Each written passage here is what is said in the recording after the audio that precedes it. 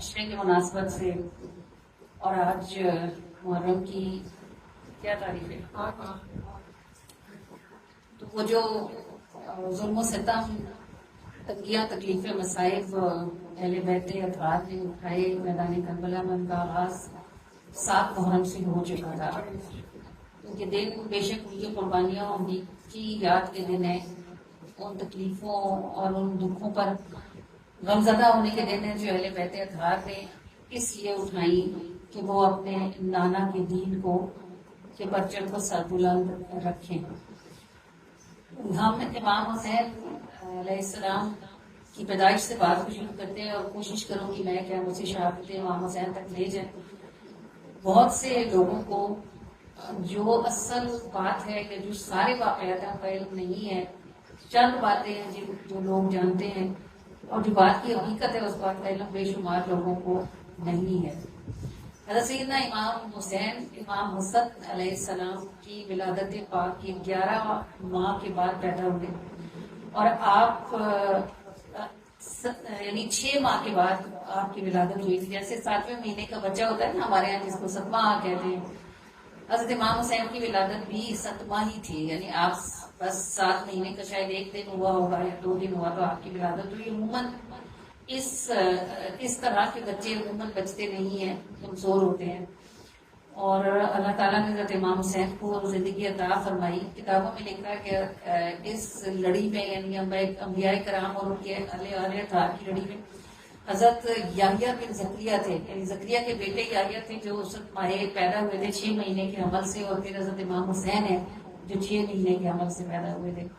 حضرت امام حسین کی ولادت پاک پر اللہ کے حکم سے جبرائیل علیہ السلام رسول اللہ صلی اللہ علیہ وآلہ وسلم کو مبارکباد دینے کے لیے آسمانوں سے اترے. تو نبی پاک صلی اللہ علیہ وآلہ وسلم حضرت امام حسین کو اپنے مبارک ہاتھوں میں اٹھا کر آپ کے چہرہ مبارک پر، آپ کے ہونٹوں پر اور آپ کے گلے مبارک پر بوسہ دے رہے تھے. حضرت جبرائیل علیہ السلام نے آپ کو اللہ کی طرف سے حضرت امام حسین کی پیدائش کی مبارکباد پیش کی، اور ساتھ ہی کہا کہ یہ جو آپ کی بوسہ گاہ ہے، یعنی گلے کو جسے آپ چوم رہے ہیں، یہ شہادت گاہ حسین ہوگی. ابھی امام حسین پیدا ہوئے ہیں، ابھی نانا نے اذان دی ہے، ابھی کھجور چٹائی ہے، ابھی عقیقہ کیا ہے، ابھی اتنے چھوٹے ہیں. اور اس وقت جبرائیل امین اترے اور انہوں نے اللہ کی طرف سے یہ بات صدر کائنات صلی اللہ علیہ وآلہ وسلم کو بتائی کہ جس مبارک آپ جس پاک گردن پر آپ کے مبارک ہونٹ بوسہ دے رہے ہیں، اس گردن کو زخمی کیا جائے گا، اس کو ضرب لگائی جائے گی، اور آپ ہی کی امتی ہوں گے جو آپ کے اس نواسے کو بھوکا پیاسا شہید کریں گے. رسول اللہ صلی اللہ علیہ وآلہ وسلم کی مبارک آنکھوں میں یہ بات سن کر آنسو آگے اور آپ رونے لگے. لیکن آپ صلی اللہ علیہ وآلہ وسلم نے اس موقع پر یہ نہیں کہا کہ اے اللہ حسین کو اس مصیبت سے بچا لے، بلکہ آپ نے فرمایا کہ اے اللہ حسین کو صبر عطا فرمانا اور اس کو اجر عطا فرمانا. امام حسن اور حسین دونوں خانوادہ نبوت میں سب کی آنکھوں کے تارے تھے. امام حسن اور حسین علیہ السلام لکھا ہے کتابوں میں کہ ایک مرتبہ دونوں نے تختی لکھی، اور وہ دونوں اپنی تختیاں دکھانے کے لیے دونوں بھائی، اب چونکہ عمر میں تو اتنا فرق نہیں تھا، 6-7 مہینے کے عمر سے وہ پیدا ہوئے تھے، 11 مہینے کا ٹوٹل ڈفرنس تھا. بھائیوں میں تو ایک عمر کے تھے تقریباً. تو بھائیوں میں آپ کو پتا ہے ہم عمر ہوں یا چھوٹے بڑے بھی ہوں تو ایک مسابقہ ایک مقابلہ رہتا ہے. تو دونوں بھائیوں نے تختی لکھی اور تختی لکھ کر رسول اللہ کی خدمت میں لائے کہ آپ بتائیے کہ ہم دونوں میں سے کس نے بہتر لکھا ہے. نبی پاک صلی اللہ علیہ وآلہ وسلم نے اس خیال سے کہ کہیں ایک کو اچھا کہہ دیا تو دوسرے کا دل نہ خفا ہو جائے، آپ نے انہیں حضرت علی کے پاس بھیجا. یہی بات حضرت علی نے سوچی اور انہیں سیدہ کے پاس بھیجا.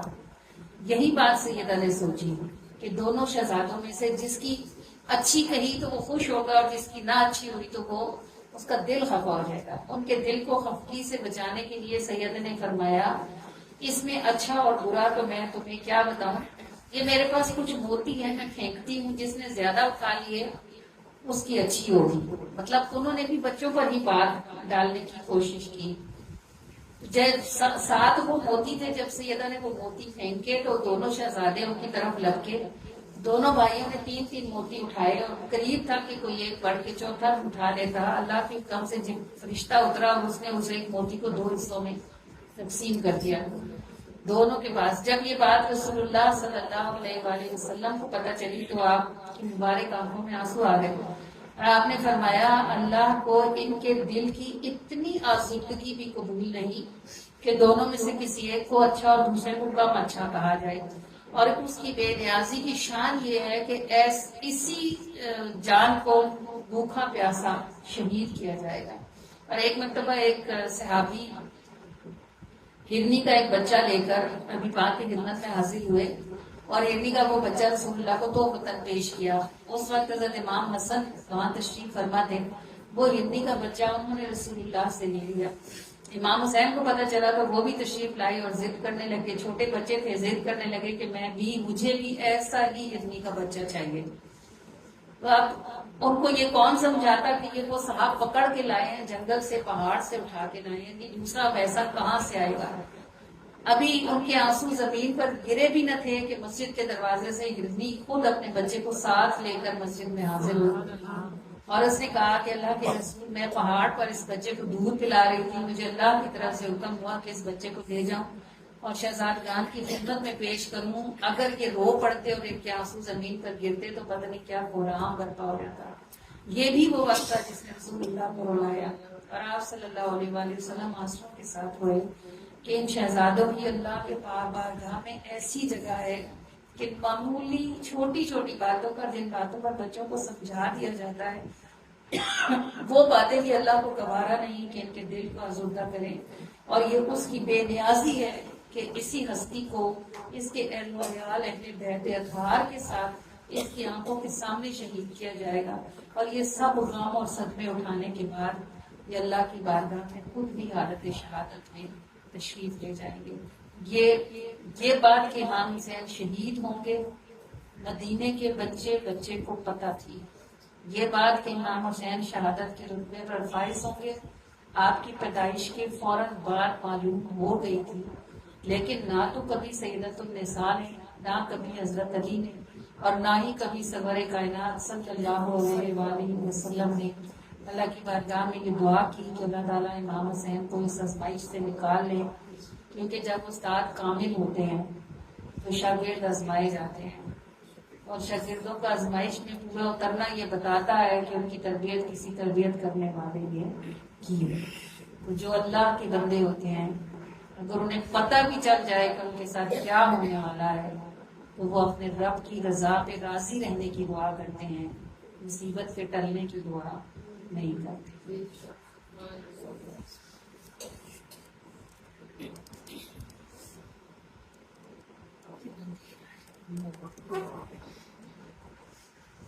حق مولا سچ مولا, حق مولا سچ مولا, حق مولا سچ مولا.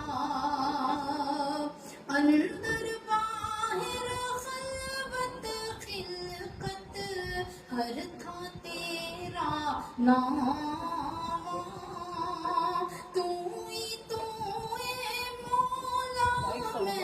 جس پاس نظر اٹھاواں بوند ملے جویں نال سمندر, بوند ملے جویں نال سمندر, ہستی وچ رلاواں جے تو میرے دکھ وچ راضی, دکھ وچ راضی, سکھ نو چلے پاواں.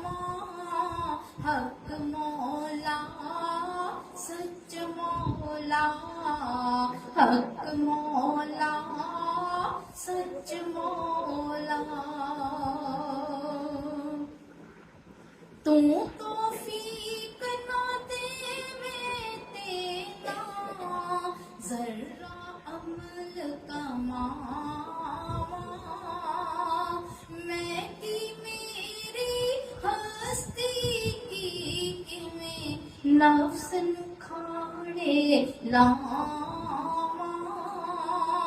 ਮੌਲਾ ਚਾਹ ਤੇਰੀ ਵਿੱਚ ਜੀਵਾਂ, ਮੌਲਾ ਚਾਹ ਤੇਰੀ ਵਿੱਚ ਜੀਵਾਂ, ਰਾਹ ਤੇਰੀ ਮਰ ਜਾਵਾਂ, ਜੇ ਤੂੰ ਮੇਰੇ ਦੁੱਖ ਵਿੱਚ ਰਾਜ਼ੀ, ਸੁਖ ਨੂੰ ਚੁੱਲੇ ਪਾਵਾਂ, ਹਕ ਮੌਲਾ ਸੱਚ ਮੌਲਾ, ਹਕ ਮੌਲਾ ਸੱਚ ਮੌਲਾ, ਹਕ ਮੌਲਾ ਸੱਚ ਮੌਲਾ। ਢੇਰ ਅਤਾਵਾਂ ਬੰਦੀ ਆਜਿਜ਼, ਵੇਖ ਅਮਲ ਸ਼ਰਮਾਵਾਂ,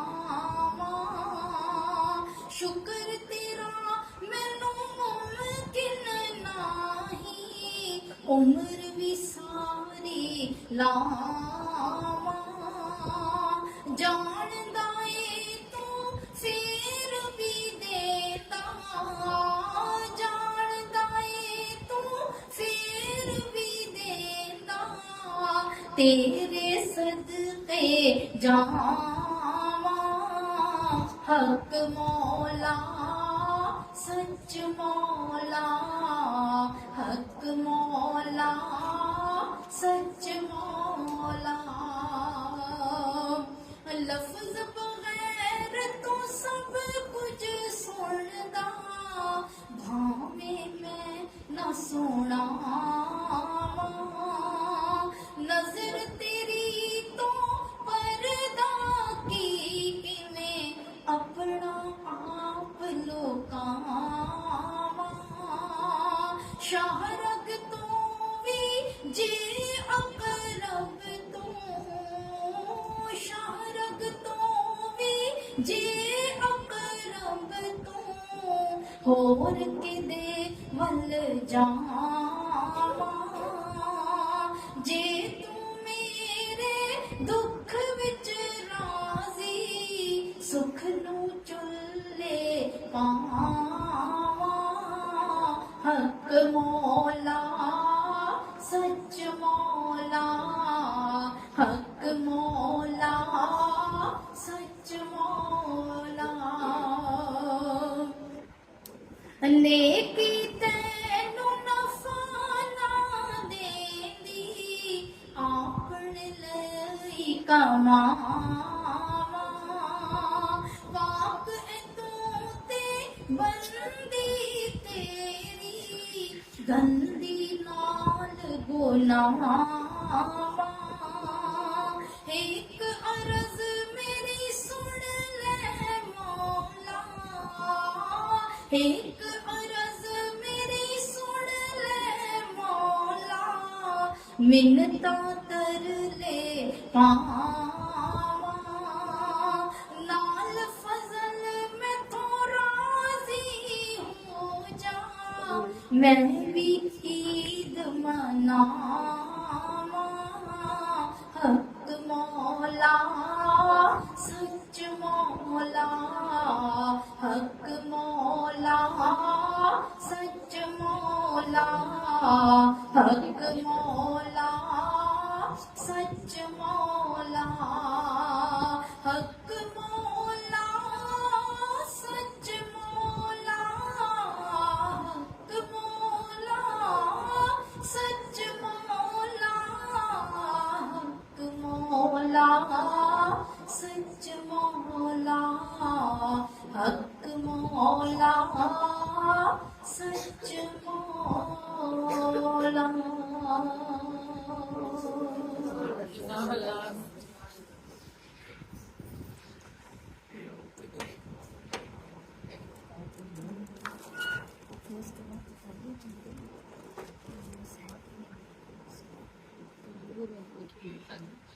जी बुजुर्ग थे ना, वो जा रहे थे बाजार में, तो पीछे से किसी ने उनकी गर्दन पर बहुत जोर से थप्पड़ मारा। तो वो पीछे मुड़े, उन्होंने पीछे मुड़ के देखा तो کوئی بدبخت تھا نوجوان وہاں اور اس نے کہا کہ حضور آپ ہی نے تو ابھی فرما رہے تھے آپ درس میں کہ جو بھی ہوتا ہے اللہ کی طرف سے ہوتا ہے، تو یہ تھپڑ بھی آپ کو اللہ کی مرضی سے ہی پڑا ہے؟ وہ بزرگ مسکرائے اور انہوں نے فرمایا مجھے تھپڑ کے کھانے کا اعتراض نہیں ہے، میں تو بس یہ دیکھنا چاہ رہا تھا کہ اللہ نے اس برے کام کے لیے کس بدبخت کا انتخاب کیا ہے۔ ہوتا وہی ہے جو اللہ نے لکھا ہوتا ہے، کہ جس کا وہ فیصلہ کر چکا ہوتا ہے، اس کے فیصلے طلب ہوتے ہیں، لیکن وہ لوگ خوش بخت ہوتے ہیں جو کسی برے کام سے بچا لیے جاتے ہیں اور کسی غلطی میں مبتلا ہونے سے روک لیے جاتے ہیں۔ وہ بدبخت ہوتے ہیں جو سمجھانے کے باوجود بھی وہی کر رہے ہوتے ہیں جو کہ ان کو نہیں کرنا چاہیے۔ شہادت امام حسین نصیب تھا، لکھا ہوا تھا۔ بدبختی یزید کی یہ تھی کہ خود اپنا باپ حضرت سیدنا امیر معاویہ 80 برس کی عمر میں حضرت امیر معاویہ کا وصال ہوا، اور حضرت امیر معاویہ جب حضرت علی کرم اللہ وجہ الکریم کی شہادت کے بعد جب والی سلطنت بنے اور حضرت امیر معاویہ نے جب سلطنت کا انتظام سنبھالا تو حضرت امیر معاویہ مدینے تشریف لائے۔ انہوں نے آ کر بارگاہ نبوت کو، یعنی پورا جو خانوادہ نبوت تھا اس کو بیش قیمت تحفے پیش کیے اور عزت کے ساتھ انہیں اپنے ساتھ دمشق لے گئے جو ان کا پایہ تخت تھا۔ یہ میں آپ کو حضرت امیر معاویہ کی بات بتا رہی ہوں۔ جو سچ ہے اسے چھپانا نہیں چاہیے اور غلط بیانی کرنی بھی نہیں چاہیے۔ حضرت امیر معاویہ نے حضرت امام حسین کو بعزت اپنے ساتھ رکھا۔ جب تک سواری میں امام حسین نہیں بیٹھتے تھے امیر معاویہ نہیں بیٹھا کرتے تھے۔ جب دربار لگتا تھا تو امیر معاویہ کی کرسی بعد میں ہوتی تھی اور امام حسین کی کرسی پہلے لگائی جاتی تھی۔ جب کھانا لگتا تھا جب تک امام حسین شروع نہیں کرتے تھے اس وقت تک حضرت معاویہ کھانے کو ہاتھ نہیں ڈالتے تھے، اور جب کوئی پینے کی چیز لائی جاتی تھی تو پہلے امام حسین کو پیش کی جاتی تھی۔ اور حضرت امیر معاویہ کے وقت میں امام حسین ایک لمبا عرصہ کچھ وقت زیادہ وقت اس عزت و تکریم و اکرام کے ساتھ حضرت امیر معاویہ کے پاس رکھے گئے، یہاں تک کہ حضرت امیر معاویہ کا وصال ہوا۔ شاید بہت سے لوگوں کو یہ بات نہیں پتا کہ جب امیر معاویہ یعنی یزید کے جو والد تھے صحابی رسول تھے، یہ بھی یزید صحابہ کرام میں آتے ہیں، انہوں نے اپنے مرتے وقت وصیت کی اور یزید کو کہا کہ اگرچہ تجھے میں خلیفہ بنا رہا ہوں لیکن میری اس وصیت کو وصیت سمجھ کر یاد رکھنا کہ خلافت ہماری نہیں ہے، خلافت اہل بیت کی ہے۔ جس وقت حسین تجھ سے مانگے تمہیں ان کے حوالے کر دیں گے، اور یاد رکھنا کہ ایک درہم اپنے اوپر نہ لگانا مگر یہ کہ پہلے اہل بیت پر خرچ کرنا، ایک گھونٹ خود نہ پینا مگر پہلے ان کو پلانا، اور کچھ بھی خود نہ کھانا مگر پہلے ان کو کھلانا، اور یہ کہ کوئی فیصلہ انصرام حکومت میں تو نہیں کرے گا جب تک تجھے حسین اس کی اجازت نہیں دیں گے۔ اس وقت اس نے یہ وعدہ کیا کہ میں ضرور ہی آپ کی وصیت پر دل و جان سے عمل کروں گا۔ جب امیر معاویہ کا وصال ہوا ہے اس وقت سیدنا امام حسین وہی دمشق میں ہی موجود تھے۔ بعد میں آپ مدینہ آئے، پھر آپ مکہ گئے، پھر آپ مکہ سے کوفہ کی طرف نکلے، تو یعنی حالات ایسے تھے ہی نہیں کہ کوئی یہ سوچتا کہ بات اس نوبت تک آئے گی جس نوبت تک پہنچا دی گئی۔ مسلمانوں کی تاریخ کا سب سے بڑا المیہ یہ رہا ہے کہ اس میں غدار ہمیشہ موجود رہے، اس کے دشمنوں نے بھی غدار شامل کیے، اور خود اس امت میں بھی پیسے پر بکنے والے لوگ ہمیشہ موجود رہے، ایسے لوگ جنہوں نے کلمہ پڑھ لیا لیکن جن کے دل سے حب دنیا خارج نہیں ہوئی، اور پھر وہ اس طرح کے سانحات ہمیشہ ہی جنم لیتے رہے۔ آپ کو معلوم ہوگا رسول اللہ صلی اللہ علیہ وآلہ وسلم کے صاحبزادے ابراہیم کا جب وصال ہوا تھا، جو آپ کے تیسرے صاحبزادہ تھے حضرت ماریہ کے وطن سے، تو رسول اللہ صلی اللہ علیہ وآلہ وسلم نے اس کا بہت صدمہ لیا تھا اور آپ بہت روتے تھے۔ تو حضرت عائشہ نے آپ سے کہا تھا کہ اللہ کے رسول مجھے یہ بات معلوم ہے کہ ایک دعا ہر نبی کو اللہ نے ایسی دی ہے کہ اگر وہ اسے مانگے تو وہ ضرور پوری ہوتی ہے، تو اللہ کے رسول اگر آپ کے دل کو ابراہیم کے جانے کا اتنا صدمہ ہے تو جب ان کا وصال ہو رہا تھا آپ نے ان کی زندگی کی دعا کیوں نہیں مانگ لی کہ وہ زندہ ہوتے اور آپ کے پاس ہوتے؟ اللہ کے رسول کو یہ معلوم ہے کہ اللہ کی رضا کیا ہے، مشیت الہی کیا ہے۔ آپ نے فرمایا عائشہ وہ دعا میں نے قیامت کے دن اپنی امت کے لیے رکھ چھوڑی۔ اب جس وقت سیدنا امام حسین کی شہادت کی خبر ملی تھی، اصل سے سود بہت پیارا ہوتا ہے، مجھے بھی کبھی سمجھ نہ آتا اگر اللہ نے مجھے پوتے نہ عطا فرمائے ہوتے، جتنا میں نے کبھی اپنے بیٹے کو لاڈ نہیں کیا اس سے زیادہ مجھے اپنے پوتے عزیز ہیں۔ اور اب پہلے بھی ہم اہل بیت کے دکھ پر رویا ہی کرتے تھے، لیکن اب حضرت علی اصغر کو جب کبھی اگر یاد مجھے آتی ہے، میرا اپنا پوتا بھی اب 6 مہینے کا ہوا ہے، تو یہ سوچا بھی نہیں جاتا کہ اس کی گردن پر تیر لگے گا یا اس کے گلے کو چھری سے کاٹا جائے گا یا اس کو 3 دن پانی کی بوند نہیں ملے گی، اس کا تصور بھی نہیں ہے۔ اب ہم کہتے ہیں کہ ہم جو سکھ ہمیں نہیں ملے وہ ہماری نسل کو ملے، اللہ ان کو ہر طرف سے آسانیاں دے، ہر طرح کی راحت دے۔ تو رسول اللہ کے بھی تو نماز سے تھے نا، جان کے ٹکڑے تھے۔ ایک دن رونے کی آواز آئی حضرت فاطمہ کے حجرے سے، تو رسول اللہ بے چین ہو کر اپنے حجرے سے نکلے، حضرت فاطمہ کے حجرے کی طرف گئے، دروازے پر آواز دی، فرمایا فاطمہ ان کو رلایا نہ کرو، میرے دل کو ان کے رونے سے بہت شدید صدمہ پہنچ رہا ہے۔ یعنی کہاں تکلیف ہوتی ہے، کہا فاطمہ ان کو رلایا نہ کرو، مجھے بہت صدمہ ہوتا ہے ان کے رونے سے۔ اس محبت کی گہرائی کو دیکھیں اور پھر یہ دیکھیں کہ وہ دعا رسول اللہ نے حضرت حسین کے لیے بھی کی، وہ دعا جو رد نہیں ہوتی، وہ دعا رسول اللہ نے حضرت حسین کے لیے بھی نہیں کی۔ اگر کر لیتے تو کربلا ٹل ہی جاتا، جو تاج امام حسین کو لگنے تھے وہ کربلا کے بغیر بھی لگ جاتے۔ وہ دعا انہوں نے روز معاشر آپ ہم گندے مندوں گناہگاروں کے لیے سنبھال کے رکھی ہوئی ہے کہ قیامت کے دن اپنی امت کے لیے دعا کریں کہ ہم اپنی نسلوں کے ساتھ اگر فدا ہو جائے نا، پھر بھی ہم رسول اللہ کی محبت کا حق ادا نہیں کر سکتے، جنہوں نے ہر مشکل ہر تکلیف خود سہ لی اور سب آسانیاں اور سب راحتیں اپنی امت کے لیے اپنے پیچھے چھوڑ گئے۔ تم محمد واسطے امت بنجوارا چے رویا، پاک محمد واسطے امت بنجوارا چے رویا، جس دے صدقے نیند بڑی،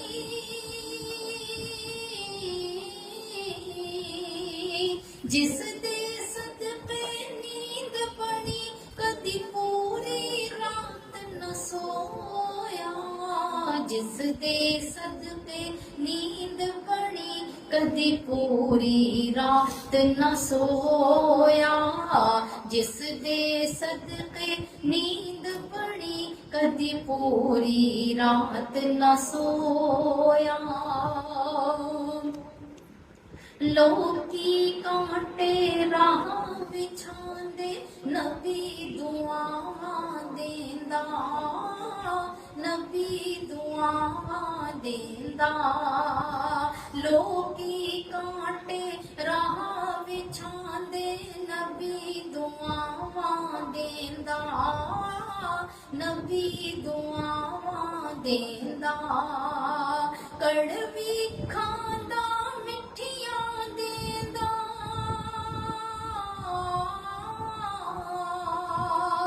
کڑوی کھاندا مٹھیاں دیندا، کڑوا کدی نہ ہویا، کڑوی کھاندا مٹھیاں دیندا، کڑوا کدی نہ ہویا، پاک محمد واسطے امت بنجوارا چے رویا۔ جبرائیل نو رب بھجوایا، پوچھ محبوب کیوں روندا، پوچھ محبوب کیوں روندا، جبرائیل نو رب بھجوایا، پوچھ محبوب کیوں روندا، پوچھ محبوب کیوں روندا، یا رب میری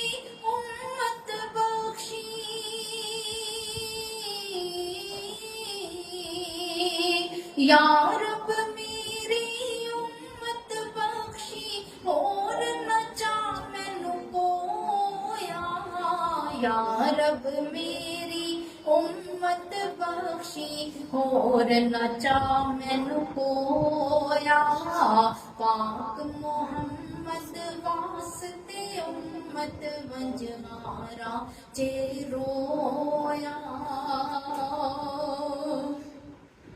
ہاڑ دے سارے ٹر گئے چھڈ کے ہاڑ دے سارے ٹر گئے چھڈ کے قبر اکیلی ہوئی قبر اکیلی ہوئی ہاڑ دے سارے ٹر گئے چھڈ کے قبر اکیلی ہوئی قبر اکیلی ہوئی کھول کے اکھیاں ویکھ سرانے کھول کے اکھیاں ویکھ سرانے آن کے کون کھلویا کھول کے اکھیاں ویکھ سرانے آن کے کون کھلویا پاک محمد واسطے امت ونجہارا چے رویا جس دے صدقے نیند بڑی جس دے صدقے نیند بڑی کدی پوری رات نہ سویا جس دے صدقے نیند بڑی کدی پوری رات نہ سویا جس دے صدقے نیند بڑی کدی پوری رات نہ سویا پاک محمد واسطے امت ونجہارا چے رویا لیکن جب حضرت امیر معاویہ کا انتقال ہوا نا یہ سب ایک تاریخ ہے اور آپ اس کو تسلسل سے سنیں گے نا پھر آپ کو یاد رہے گی اور آپ کو سمجھ آئے گی اور آپ خود ہی کسی کو سمجھانے کے قابل ہوں گے. جب امیر معاویہ کا وصال ہوا تھا نا جب یزید خلیفہ بنا تھا تو امام حسین اس وقت دمشق میں ہی تھے. تو یزید نے کیا کیا کہ جب وہ تخت پر بیٹھا پہلے تو خوف منایا گیا امیر معاویہ کی وفات کو. اس کے بعد جب دربار لگا اور یزید بدبخت تخت پر بیٹھا تو یہ تھا تو شروع سے اس کو فجور والا ایک بندہ تھا برا آدمی تھا. تو جب یہ تخت پر بیٹھا تو بادشاہ بننے کی خوشی میں جو شراب وغیرہ لائی گئی اور وہ ہر طرح کا گند اور غلاظت جو تھی وہ شروع ہو گئی تخت پر. اس شراب کے نشے میں اس بدبخت نے یزید نے حکم دیا کہ تمام صوبے جو ہیں ان کے گورنروں کو خلعت فاخرہ بھیجی جائے اور دولت اور مطلب کہ جو جو اس کے سردار تھے جو لوگ تھے جیسے بادشاہوں کے یہاں رواج تھا کہ جب تخت ہوتا تھا تخت نشین ہوتے تھے تو پھر وہ اپنے وزراء کو عمراء کو جو ہے وہ انعامات دیا کرتے تھے. وجہ یہ ہوتی تھی کہ بھئی ہم دیں گے تو ہمارے وفادار رہیں گے. تو اس بدبخت نے سب کو بھیجی اور باوجود اس کے کہ امام حسین اپنے قبائل کے ساتھ وہیں آس پاس ہی موجود تھے ان کو کچھ بھی نہ بھیجا اور اپنے دربار سے اس نے یہ حکم جاری کر دیا کہ ہر گورنر ہماری قدم بوسی کے لیے حاضر ہو لیکن حسین اور ان کے خاندان والوں کی شکل بھی میں نہ دیکھوں. یہ میرے دربار میں نہ آئے ان کے چہرے بھی میں نے دیکھنا چاہتا. جب باتیں دربار سے نکلی تو امام حسین تک پہنچ گئی. آپ نے حضرت سیدہ زینب سے پوچھا کہ اس کو بتایا کہ یزید تو ایسا ہو گیا مطلب ایسے کی توقع نہیں کی یہ اس کا دل ایسا ہو گیا اور اس نے یوں کہا. تو سیدہ زینب نے کہا کہ ہم واپس بھائی فوراً واپسی کی تیاری کریں ہم مدینے جاتے ہیں لیکن میرا مشورہ یہ ہے کہ اب چونکہ وہ سلطنت کا حکمران بن بیٹھا ہے تو اس سے پوچھ لیں یہ نہ ہو کہ ہم خود نکل جائیں تو وہ ہم پر یہ بھی لگا دے کہ یہ بغیر پوچھے بتائے نکل گئے اور رستے میں کچھ غلط ہو جائے. جب حضرت امام حسین نے پیغام بھجوایا یزید کو کہ ہم واپس جانا چاہتے ہیں تو اس نے جواب میں لکھا کہ نہ میں تمہیں جانے کو کہتا ہوں نہ میں تمہیں رکنے کو کہتا ہوں. میری طرف سے جو مرضی کرو جہاں مرضی جاؤ لیکن اب جو مدینے میں تمہارا سرکاری گھر تھا ادھر نہیں جانا. نہ تو تمہیں میرے گھر میں ٹھہرنے کی اجازت ہوگی اور نہ ہی میں تم پر 1 روپیہ خرچ کروں گا. میرا دل تمہاری طرف سے بغض سے بھرا ہوا ہے اس لیے مجھ سے کسی خیر کی توقع نہ رکھنا. یہ جواب جب پہنچا تو سیدنا امام حسین اپنے خاندان والوں کے ساتھ، قبیلے والوں کے ساتھ جو بھی موجود تھے، آپ نے سفر کیا اور آپ مدینہ پاک پہنچے، واپس مدینے آ گئے۔ مدینہ پاک میں محمد بن الحنفیہ کے نام کے حضرت امام حسین کے بھائی تھے، سوتیلے بھائی تھے، مطلب ماں دوسری تھی۔ حضرت علی نے فاطمہ کے بعد جو اور نکاح کیے تھے نا، تو یہ کسی اور خاتون سے جو ہے یہ بیٹے تھے، یہ بھائی تھے حضرت امام حسین کے باپ سے، یعنی سکے بھائی تھے باپ سے۔ ان کے پاس پہنچے، جب سارا دن تو مدینے والوں کو پتا چلا کہ امام حسین واپس آ گیا، تو ملنا ملانا ہوتا رہا۔ جب شام ہوئی، تنہا ہوئے، تو انہوں نے اپنے اس بھائی کو بتایا کہ یزید نے ہمارے ساتھ ایسے کیا ہے۔ تو بھائی نے کہا آپ کو اس پلید کی فکر کرنے کی کیا ضرورت ہے، خلافت تو ہماری ہے، ہم جب چاہیں گے اس سے لے لیں گے۔ تو وہ کچھ بھی نہیں کر سکتا، آپ اس کی طرف سے دل میلا نہ کریں، آپ یہاں ٹھہرے، ہر دنیا کی نعمت موجود ہے یہاں مدینہ پاک میں، آپ کا اپنا گھر ہے، آپ کے نانا جان کی جگہ ہے، اور ہم آپ کے خادم ہر وقت آپ کے ساتھ کھڑے ہیں، آپ کے لیے حاضر ہیں، جب تک دل کرے مدینے رہیں، جب دل کرے مکہ چلے جائیں، آپ کو کسی پریشانی کی کیا ضرورت ہے۔ امام حسین ابھی مدینے پہنچے کچھ ہی دن ہوئے تھے، ان کے مدینے پہنچنے کے بعد یزید کو لوگوں نے اکسایا کہ تمہاری سلطنت کا سب سے بڑا خطرہ حسین ہے، اگر حسین رہے تو لوگ حسین کے ساتھ ہوں گے اور تم سے خلافت چھین لی جائے گی۔ جو مدینے کا جو گورنر تھا نا، ولید بن عقبہ اس کا نام تھا، مدینے کے گورنر کا، اب کوفے سے یزید نے دمشق سے مدینے پیغام بھیجا مدینے کے گورنر کو کہ امام حسین کو بولو ہماری بیعت کریں۔ اب اس زمانے میں کسی کو اپنے انڈر کرنے یا سرنڈر کرنے کا طریقہ یہ ہوتا تھا کہ اس سے بیعت لے لو۔ بیعت لینے کا مطلب یہ ہوتا تھا کہ بھئی اب یہ جو کہے گا ہم اس کے ماتحت ہیں، اس کی مانیں گے۔ تو اس نے پلید نے اپنے مدینے کے گورنر کو حکم بھیجا کہ امام سے ہماری بیعت لے لے۔ تو گورنر نے جو تھا وہ مروان بن حکم تھا، اس سے پوچھا، وہ اس کا غالباً وزیر ہوگا، اس نے کہا یزید نے کہا ہے بادشاہ وہ ہے، اس کی مانو حسین کون ہوتے ہیں؟ یہ مروان وہی بدبخت ہے جس نے حضرت عثمان کی شہادت میں ایک کردار ادا کیا تھا، جو بدنصیب ہوتے ہیں وہ بدنصیب ہی رہتے ہیں۔ تو وہ امام حسین کے لیے اس نے یوں مشورہ دیا۔ جو ولید تھا، جو مدینے کا گورنر تھا ولید بن عقبہ، اس نے کہا تیرا بیڑا غرق ہو، ستیاناش ہو، ساری دنیا بھی ایک طرف ہو جائے تو میں خانوادہ نبوت کے متعلق برا تو سوچ ہی نہیں سکتا۔ اس نے امام حسین کو پیغام بھیجا کہ تنہائی مجلس میں اگر آپ مجھے ملاقات کا شرط دے دیں۔ امام حسین نے اس کو بلوایا، وہ گیا، اس نے یزید کا دکھایا، یہ نامہ دکھایا کہ میرے پاس تو یہ حکم آیا ہے۔ آپ نے فرمایا تم کیا کہتا ہے؟ اس نے کہا میرے خاندان والے بھی آپ پر فدا ہوں، خاندان نبوت پر نثار ہوں، میں بھلا کیسے سوچ سکتا ہوں کہ میں وہ کروں جو آپ کی مرضی نہ ہو۔ یہ مدینے کا گورنر کہہ رہا ہے، وہ امام حسین کے ہاتھ میں تھا۔ اس نے خاموشی اختیار کی، پھر دوسرا پیغام آیا، پھر تیسرا آیا، پھر چوتھا آیا، پیغام پہ پیغام آئے۔ ولید بن عقبہ کو یہ پیغام آیا کہ اگر تو یزید کی بات نہیں مانے گا تو تجھے معزول کر کے ایسی سزا دی جائے گی کہ تو یاد رکھے گا۔ پھر اس نے امام حسین سے کہا کہ اب میں سخت پریشان ہوں، اگر آپ کا ساتھ دیتا ہوں تو آخرت جاتی ہے، اور اگر یزید کی بات نہیں مانتا تو دنیا اور پورا خاندان جاتا ہے، کیا کروں؟ امام حسین نے فرمایا ہم دیکھتے ہیں۔ وہ جو کاغذ آئے تھے نا ولید کی طرف سے، امام حسین کو لے کر رسول اللہ صلی اللہ علیہ وآلہ وسلم کے روضہ پاک پر حاضر ہوئے، اسی گنبد خضرا کے نیچے جس کے نیچے ہم اور آپ کھڑے ہو کر آپ کا قریب کو سلام کرتے ہیں۔ اسی کو پتہ کہ جالیاں نہیں تھی، کہ بند نہیں تھا، روضہ مبارک موجود تھا۔ امام حسین نے وہاں کھڑے ہو کر نانا جان کی بارگاہ میں عرض کیا جو بھی کچھ ہو رہا ہے آپ اسے غافل نہیں ہے، اور ہمارے لیے جو بھی کچھ کہا جا رہا ہے، جو کرنے کا ارادہ کیا جا رہا ہے، وہ بلا شبہ آپ پر کھلا ہوا ہے، فرمائیے کہ کیا کیا جائے۔ بہت روئے، رات کے پچھلے پہر میں آنکھ لگی تو دیکھا کہ رسول اللہ صلی اللہ علیہ وسلم امام حسین کے کٹے ہوئے سر کو اٹھا کر آپ کی آنکھوں کو چومتے ہیں اور آپ کے سر کو اپنے سینے سے لگاتے ہیں اور کہتے ہیں اے حسین، اے جان بدر، یہ سب تیرے لیے لکھا گیا ہے، تو نے یہاں سے گزر کر ہی ہم تک پہنچنا ہے۔ تیری ماں اور تیرا باپ سخت غمگین اور پریشان ہے، کچھ ہی وقت ہے کہ جدائی ختم ہو جائے گی، اور میں دیکھتا ہوں تجھے کہ تم زخمی جسم اور دکھوں سے بھرے ہوئے سینے کے ساتھ میرے پاس پہنچتا ہے۔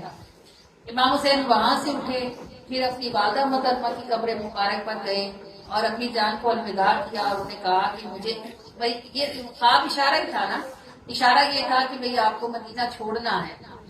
تو حضرت فاطمہ سیدۃ النساء کی قبر مبارک سے بھی آواز آئی کہ اللہ کی حسین، اللہ کی رضا پہ راضی رہنا اور مرد رضا ہونا، یعنی جو بھی مشکل آئے حق نہ چھوڑنا۔ پھر حضرت امام حسین نے اپنے گھر والوں کے ساتھ بات کی تو مدینے میں جتنے صحابہ کرام موجود تھے وہ جتنے بھی تھے وہ سارے امام حسین کے ساتھ چلنے کو تیار ہو گئے کہ اگر آپ مدینے میں نہیں ہیں تو ہم بھی آپ کے ساتھ جاتے ہیں، جو بھی ہوگا ہم اکٹھا ہی دیکھیں گے۔ حضرت امام حسین نے فرمایا، قسمیں دے دے کر امام حسین نے ان کو مدینے میں چھوڑا اور اپنے ساتھ اپنے خاندان والوں کو لیا، کیونکہ ارادہ یہ فرمایا تھا کہ اب ایک طویل عرصہ مکہ میں قیام کریں گے۔ وجہ اس کی یہ تھی کہ مکہ میں خانہ کعبہ تھا اور وہاں خون ریزی حرام ہے، یعنی مکہ میں حدود حرم میں کوئی کسی کو قتل نہیں کر سکتا، حرام ہے وہاں کسی کا خون بہانا۔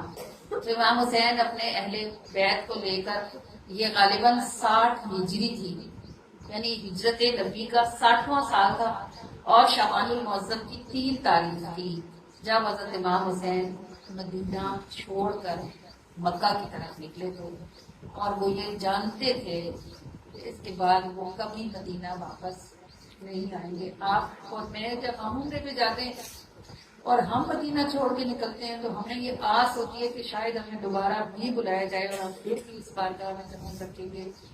تب بھی مدینہ چھوڑنا نہایت مشکل کام ہوتا ہے، حالانکہ ہمارے تو آقا ہیں، امام حسین کے تو نانا تھے نا، والدہ محترمہ بھی وہیں موجود تھے، بھائی بھی وہیں، حسن بھی وہیں، بہنیں بھی وہیں، پورا گھر ایک پورا خاندان تھا۔ جیسے رسول اللہ نے مکہ سے ہجرت کی مدینہ آئے، ایسے امام حسین نے مدینہ چھوڑا اور پھر آپ مکہ تشریف لے گئے، حالانکہ آپ یہ جانتے تھے کہ اس کے بعد آپ کو کبھی مدینہ آنا نصیب نہیں ہوگا، مگر ہر وہ بات ہو رہی تھی جس میں اللہ کی رضا تھی اور اللہ کی مرضی تھی۔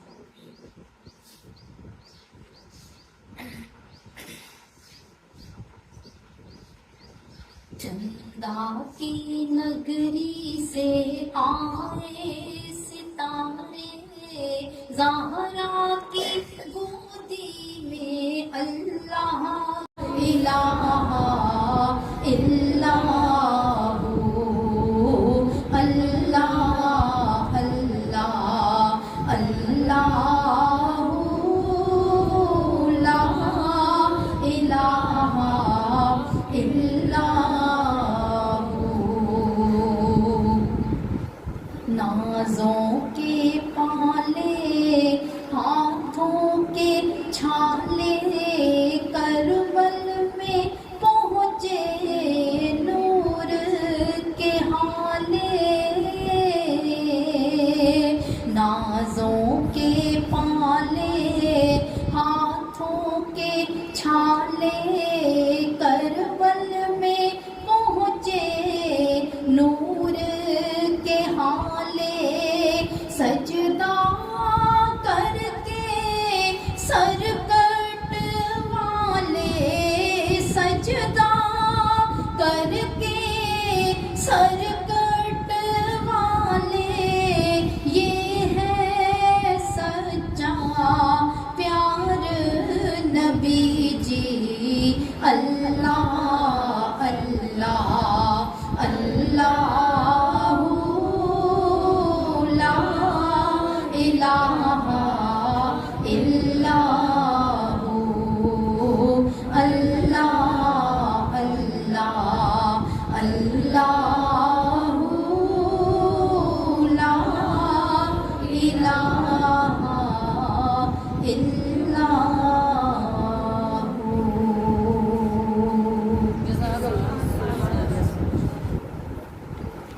حضرت امام حسین مدینے سے نکلے اور مکہ پہنچ گئے۔ شاید آپ میں سے بہت سو کا یہی خیال ہوگا کہ حضرت امام حسین مدینے سے ڈائریکٹ کربلا پہنچ گئے تھے، ایسا نہیں تھا۔ آپ نے 1 سال پہلے مدینہ چھوڑ دیا تھا، 1 سال آپ مدینے سے نکل کر آپ مکہ تشریف لے گئے۔ مکہ میں اس وقت مکہ کے جو گورنر تھے وہ عبداللہ ابن زبیر تھے۔ یہ کون تھے عبداللہ ابن زبیر؟ یہ حضرت اسما کے بیٹے تھے۔ حضرت اسما کون تھی؟ حضرت عائشہ کی بہن تھی، یعنی یہ سب قریب کے لوگ تھے نا۔ حضرت عبداللہ ابن زبیر مکہ کے گورنر تھے، مدینے کے جو گورنر تھے وہ ولید بن عقبہ تھے، اور پھر مکہ پہنچے تو وہاں کے گورنر عبداللہ ابن زبیر تھے۔ عبداللہ ابن زبیر کو جب حسین کی آمد کا پتہ چلا تو آپ نے حضرت حسین کا شان استقبال کیا، اپنے مکان میں لا کے ٹھہرایا، ہر طرح کی عزت اور تکریم آپ کو اور آپ کے خاندان کو دی، اور جب حضرت امام حسین نے تخلیہ ہوا اور ان کو بتایا کہ یزید نے اس طرح ہمارے لیے خط بھیجے اور اس طرح پریشان کیا گورنر کو، تو وہ بھی پیغام تھے. انہوں نے کہا اس بدبخت کی کیا مجال ہے کہ وہ آپ کو یا آپ کے خانوادے کو ستائے، سارا جہان جانتا ہے کہ خلافت آپ کا حق ہے، آپ ہی کے لیے ہے، وہ تو آپ کا خادم ہے، آپ کے نوکروں کا نوکر ہے، وہ آپ کو کیا بگاڑ سکتا ہے، آپ ادھر بیغم ٹھہرے، ہم ہر طرح کی خدمت کے لیے موجود ہیں. حضرت عبداللہ بن زبیر نے بھی یہی فرمایا کہ ہم نہیں کھائیں گے جب تک آپ کو نہیں کھلائیں گے، اور ہم نہیں پیئیں گے جب تک آپ کو نہیں پلائیں گے، اور ہم نہیں خرچ کریں گے جب تک ہم آپ پر خرچ نہیں کر لیں گے. حضرت امام حسین 1 سال تک مکہ میں ٹھہرے. ادھر جب یزید دربار پر بیٹھا تو آپ کو پتا ہے جب بادشاہ بدبخت ہوتا ہے تو اس کی درباری اور گزرا اس سے بڑھ کے بدبخت ہوتا ہے، اور انہیں پتا ہوتا ہے کہ یہ خود مست ہے تو اس نے ہمیں کیا پوچھنا، تو وہ پھر ہر طرح کا ظلم و ستم کرتے ہیں. یہ ہمیشہ ہی رہا ہے. جب بادشاہ خود بد کردار ہوتا ہے تو اس کے نیچے کا سارا عملہ بد کردار، کثرت سے بد کردار ہوتا ہے. لوگوں کو جو عملے کے لوگ تھے ان کو چھٹی مل کے انہوں نے کوفے کے لوگوں پہ ظلم و ستم کرنا شروع کر دیے. تباہی مچ گئی، نہ کسی کی عزت محفوظ، نہ کسی کی جان، نہ کسی کی دولت. اب اہل کوفہ نے کیا کیا، ان کو پتا تھا کہ حضرت امام حسین حج پہ جو آتے تھے تو ان کو پتا تھا امام حسین مکہ میں ہیں. انہوں نے وہاں سے حضرت امام حسین کو خط لکھنے شروع کیے. 1 2 نہیں، 1000 خط انہوں نے حضرت امام حسین کو لکھے کہ آپ کوفہ آ جائیں، ہم آپ کی بیعت کریں گے، ہم آپ کے ساتھ ہیں، اور ہم آپ کو تخت خلافت پر بٹھائیں گے. اب یہ کربلا کا آغاز ہونے جا رہا ہے. 1 برس تک امام حسین نے ان کی باتوں پر کوئی توجہ نہ دی. انہوں نے 3 سے 4 مرتبہ اپنے شہر کے معزز لوگوں کا وفد بنا کر بھیجا حضرت امام حسین کے پاس کہ یہ کچھ ہو رہا ہے، یہ ظلم ہو رہا ہے، شرابیں پی جا رہی ہیں، زنا ہو رہا ہے، گھر سے بیٹیاں اٹھوائی جا رہی ہیں، عزتیں نوچی جا رہی ہیں، مال لوٹ رہے ہیں، تباہی ہو رہی ہے، نظام خراب ہوا ہے، آپ تشریف لے آئیں، آپ امر بالمعروف کریں، آپ نہی عن المنکر کریں، ہم آپ کے ساتھ کھڑے ہوں گے. جب حضرت امام حسین کے پاس ان خطوں کی تعداد 1000 سے بھی اوپر پہنچ گئی اور لوگ بار بار آ کر آپ وفد کی صورت میں آپ کی منتیں کرنے لگے، تو اب آپ مجھے یہ بتائیں کہ آل رسول ہو اور اس کو پتا ہو کہ تخت پر بیٹھا ہوا بدکار ہے اور نیچے لوگ بلا رہے ہیں کہ آئے ہم آپ کے ساتھ کھڑے ہیں، تو وہ کیا کریں گے؟ بھائی ان کے نانا نے امر بالمعروف کیا، ان کے بھائی نے کیا، ان کے پورے خاندان نے کیا، وہ کیوں نہ کریں گے؟ وہ جنگ لڑنے کے لیے نہیں نکلے تھے. اچھا جب یہ بھی سن لیں کہ جب حضرت امام حسین نے یہ فیصلہ کیا نا کہ وہ جاتے ہیں کوفہ، تو عبداللہ ابن عباس اس وقت یہ جو مفسر قرآن ہے، پہلے مفسر قرآن عبداللہ ابن عباس یہ موجود تھے مکہ میں، اور عبداللہ ابن زبیر موجود تھے. ان دونوں صاحبان رائے ہستیاں تھیں یہ دونوں. انہوں نے حضرت امام حسین کو منع کیا اور کہا کہ حضرت ہمیں معلوم ہے کہ کوفی لا یوفی ہیں، یعنی کوفہ والوں میں وفا نہیں ہے. ان کی چاپلوسیوں اور چکنی چپڑی باتوں میں آ کر یہ فیصلہ نہ فرمائیں کہ آپ کوفہ تشریف لے جائیں گے، آپ کے ساتھ حرم پاک بھی یعنی آپ کے ساتھ بیویاں بھی موجود ہیں، ایسا نہ فرمائیں. اب حضرت امام حسین چونکہ مشیت الہی پہلے سے جان چکے تھے، جب نانا کے روزے پر انہوں نے وہ خواب دیکھا تھا، تو انہوں نے ان دونوں صاحبان سے اور اس کے علاوہ بھی جتنے لوگوں نے منع کیا، حضرت امام حسین نے فرمایا کہ تم ہمیں روکتے ہو اور قضا ہمیں بلاتی ہے اور حکم اللہ کا نافذ ہے، اور نیت یہ رکھی کہ ہم جنگ لڑنے نہیں جا رہے. دیکھو لوگ کہتے ہیں امام حسین جنگ کے لیے نکلے تھے، جنگ کے لیے نکلنے والا آدمی بیوی بچے ساتھ لے کے نہیں نکلتا. امام حسین تو اپنا فرض ازلی ادا کرنے کی نیت سے نکلے تھے، آگے جو بھی پیش آیا وہ تقدیر الہی تھی. وہ تو یزید کو نصیحت کرنے اور اس کو تخت خلافت سے اتارنے اور اللہ کے دین کو نافذ کرنے کی نیت سے مدینے سے نہیں نکلے تھے، مکہ سے نکلے تھے. مکہ سے اس ارادے سے نکلے جب حد سے زیادہ. مکہ سے نکلنے سے پہلے امام حسین نے کے جو بھائی تھے، چچا زاد بھائی تھے مسلم بن عقیل، ان کو بلایا. انہوں نے کہا آپ ایسے تشریف نہ لے جائیے، پہلے میں جاتا ہوں. حضرت امام حسین نے خط لکھا اور کوفے کے گورنر نعمان بن بشیر، کوفے کے گورنر کا نام تھا، نعمان بن بشیر کے نام خط لکھا کہ یہ ہمارے بھیجے ہوئے ہیں، آپ ان کی بیعت کریں اور کوفہ والوں کو بتائیں. اگر کوفہ والوں نے ان کے ہاتھ پر بیعت کی اور ان کا خط ہمیں آیا، مسلم بن عقیل کا خط آ گیا، تو ہم خود بھی کوفہ آ جائیں گے. مسلم بن عقیل جب کوفہ پہنچے تو کوفہ والوں نے بڑی گرم جوشی سے مسلم بن عقیل کا استقبال کیا اور ایک دن میں 40,000 لوگوں نے مسلم بن عقیل کی بیعت کر لی. اور خود گورنر جو تھا نعمان بن بشیر جو گورنر تھے، انہوں نے بھی مطلب اپنے حکومت سے چوری چھپے مسلم بن عقیل کی بیعت کر لی. یہاں سے ادھر کوفہ میں جو یزید کے لوگ موجود تھے انہوں نے یزید کو خبر کر دی دمشق میں، جو کیپٹل پہ بیٹھا ہوا تھا، جیسے ہمارا اسلام آباد ایسے دمشق تھا، وہاں اس کو خبر کر دی کہ تیرے ہاتھ سے تو خلافت گئی، 40,000 بندہ ایک دن میں امام حسین کے بیعت کر چکا ہے مسلم بن عقیل کے ہاتھ پہ، اور یہ سب تیرے خلاف ہو گیا، اور تیرا اپنا گورنر تیرے خلاف ہو گیا۔ اب یہاں سے ابن زیاد کا کام شروع ہوتا ہے۔ ابن زیاد بدبخت کا نام آپ نے سنا ہوگا، یہ بڑے بڑے ان بدبختوں میں سے ہیں جنہوں نے امام حسین اور آپ کے خانہ والے کو شہید کیا۔ ابن زیاد کو اس نے فی الفور کوفہ بھیجا۔ ابن زیاد نے یہاں کوفے میں داخل ہوا اور اس نے لمبی سی سیاہ چادر اپنے اوپر ڈالی ہوئی تھی۔ کوفے والے چونکہ حضرت امام حسین کا انتظار کر رہے تھے، انہوں نے دیکھا گھوڑے پر کوئی سوار دور سے آتا ہے اور اس نے چہرہ ڈھکا ہوا ہے، تو لوگوں نے امام حسین کے نعرے لگانے شروع کر دیے۔ لوگوں نے سمجھا امام حسین آ گئے۔ ایک بڑا ہجوم اس گھوڑے والے سوار کو ریسیو کرنے کے لیے دروازہ شہر پر پہنچ گیا۔ ناروں کے ہجوم میں اس کو جو ہے وہ شاہی محل تک، کوفے کے شاہی محل تک لایا گیا۔ اب وہاں پر عمر باہلی جو موجود تھے، ان کے دل کو خیال گزرا کہ اگر حسین ہوتے تو خاموش نہ ہوتے، اتنے نعرے ہیں، وہ چہرے سے پردہ اٹھاتے اور جواب دیتے کہ کیا ہے۔ انہوں نے آگے بڑھ کر تلوار کی نوک سے جب وہ چادر اڑائی تو انہوں نے لوگوں سے کہا کہ ویلکم، تمہاری ہلاکت ہو، یہ تو ابن زیاد ہے۔ اب ابن زیاد نے اپنی آنکھوں سے دیکھ لیا کہ کوفے والے امام حسین کے ساتھ ہیں۔ سب سے پہلے تو ابن زیاد نے نعمان بن بشیر کو پکڑا جو کوفے کا گورنر تھا، اور اس کو کہنے لگا تنخواہ تو یزید سے لیتا ہے اور طرفداری تو حسین کی کرتا ہے۔ نعمان بن بشیر نے کہا میں ایسی تنخواہ کو 10 بار لعنت بھیجتا ہوں، ایسی دنیا داری کو، اور کہ جس کے لیے میں نبی کریم کے خاندان والوں کو کوئی تکلیف یا دکھ پہنچاؤں، مجھ سے تو ایسا نہ ہوگا۔ ابن زیاد نے فی الفور نعمان بن بشیر کو معزول کیا، ان کو قید کیا، اور صبح بالکل فجر تڑکے کے ٹائم پر اس نے کوفے والوں کو مسجد میں جمع کیا اور اعلان کیا گیا، تو مسجد میں اتنے لوگ آئے کہ تل دھرنے کی جگہ نہ رہی، حالانکہ لاکھوں لوگوں کی گنجائش وہاں موجود تھی۔ مسجد کھچ کھچ بھر گئی۔ تو ابن زیاد ممبر پر چڑھا اور اس نے لوگوں کو یزید کے ظلم و ستم سے ڈرایا، اور انہیں کہا کہ اگر تم نے حسین کا ساتھ دیا تو تمہیں ایسے اور تمہیں ویسے۔ سارے کے سارے کوفی وہیں مسجد میں کہنے لگے کہ یہ 2 بادشاہوں کی لڑائی ہے، اس میں ہمیں کیا لینا۔ یہ وہ ٹرننگ پوائنٹ تھا جہاں سے کربلا کے دکھ کا آغاز ہوتا ہے۔ مسلم بن عقیل کو گرفتار کر لیا گیا۔ اچھا، مسلم بن عقیل اس وقت مسلم بن عقیل جنہیں حضرت امام حسین نے بھیجا تھا، جب وہ عصر کی نماز پڑھنے دمشق کی جامع مسجد میں داخل ہوئے تو کوئی ایک شخص بھی ان کے پیچھے جماعت پر نماز پڑھنے نہیں آیا، حالانکہ امام حسین نے انہیں امام بنا کے بھیجا تھا۔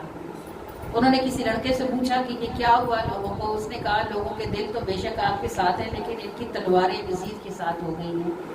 مسلم بن عقیل جامع مسجد سے نکلے، کوفے کی جامع مسجد سے نکلے اور عروہ بن ہانی کے گھر تشریف لے گئے۔ یہ ایک بڑی معتبر شخصیت ہے جو اس وقت کوفے میں موجود تھے۔ عروہ بن ہانی نے کہا کہ ابن زیاد میرا دوست ہے، اس کے ساتھ میری گہری دوستی ہے، وہ مجھے ملنے کے لیے آئے گا، آپ پردے کے پیچھے چھپ جائیں۔ اگر تو میں اسے سمجھاؤں گا، اگر وہ سمجھ گیا تو ٹھیک ہے، اگر وہ نہ سمجھا تو میں اپنی پگڑی اتار کے زمین پہ رکھوں گا، آپ سمجھ لینا کہ آپ نے باہر نکل کر ابن زیاد کو قتل کر دینا ہے۔